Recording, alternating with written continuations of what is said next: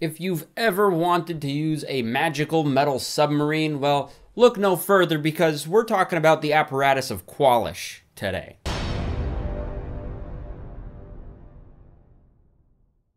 Hey fellow Game Masters, I'm Richard Quiner, and welcome back to the Daily D20, your daily dose of all things tabletop role-playing games, helping you build your world and master your game. And today is the Sunday Stash, which means we're talking magic items, which means we're talking about the Apparatus of Kwalish, which is basically a giant metal submarine that you get to use. Now, the Apparatus of Kwalish is a wondrous item that is also considered legendary, so it's one of the more rare items you can find in the game, which also makes it very, very powerful to use. When reading on the stat block about the apparatus, you'll find that it has an armor class and hit points, which means it can be attacked and destroyed. Its armor class is 20, its hit points is 200, so it's kind of a beefy vehicle. To the untrained eye, the Apparatus of Kwalish will look like a large iron barrel that's sealed at both ends, but if the players look hard enough, they will find a switch that will open a hatch that will lead them inside the apparatus. Once inside this large barrel, the players will find that it can hold about 2 creatures of medium size, though if I were playing with people, I would allow 4 small creatures or 1 large creature to enter the apparatus, depending on what they really need. At the front of the apparatus are 10 levers all in a row, going from left to right, 1 through 10, with 3 positions for each lever. They have an up position, a down position, and a center position. The players will find that if you flip a switch, something will happen, and then on the next action, that switch will reset back to the center position. So the players can choose to flip a switch up, down, or leave it in the middle. As I briefly mentioned earlier, the apparatus is a vehicle. So by flipping the right switch, the apparatus will actually sprout legs and a tail and can walk and swim at 30 feet per turn. The apparatus can also descend to a depth of 900 feet under any liquid before it starts taking damage from the pressure of all the liquid. So now that we've covered all that and know that this is not something you're just going to throw at your players willy-nilly, this is something that's a little more difficult to find, let's talk about these levers and what they all do, because I think understanding what the levers do will allow your players to use this apparatus most effectively.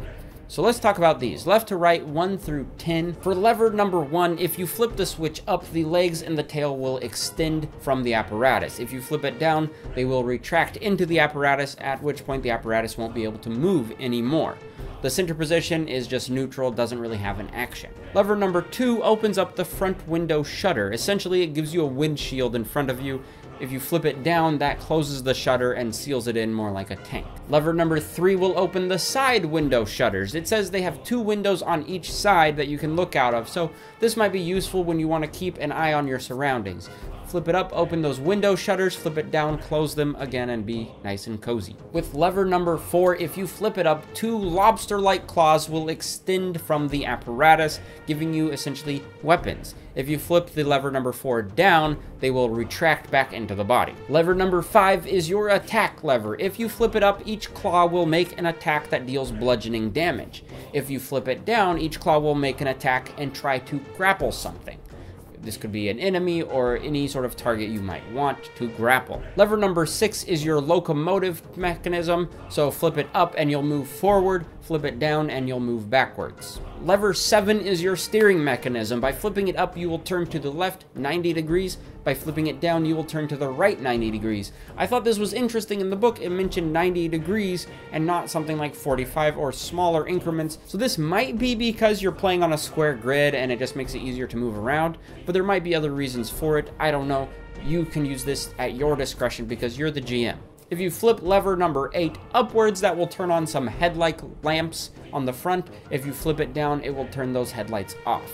Lever number 9 is a little weird because when you flip it up, you descend 20 feet into a liquid. If you flip it down, you ascend 20 feet. So it's kind of opposite. So it's a little weird, and it's kind of like playing video games with inverted controls, which never let your friends play with inverted controls. And the last lever, number 10, when you flip that up, it will unseal the rear hatch of the apparatus, and when you flip it down, it will close and seal the hatch, allowing entry and exit. In my mind, the apparatus might be really cool to find in some sort of hidden underground temple where the players might be trapped by a superior force or an army, and they might need just something a lot more tankier to go out and fight with. Or if they need to use kind of an underwater rescue or an escape route that uses water, they might want to use this kind of device. but it's up to you. I mean, it's a legendary item. It's not a common thing to find, so be careful when you give it to your players, because it could make the game much more difficult for you to run, as they now have this device that can bypass a lot of stuff. When I was thinking about this, I would also probably think of ways to give it to the players just for a short time. Like, it wouldn't be something that they can take and put in a portable hole and take it around with them, but it would be more of just something they have for one-time use, and then they have to leave it behind because it's just so big that it doesn't make a whole lot of sense for them to carry it around with them everywhere they go. But like I said, that's just me.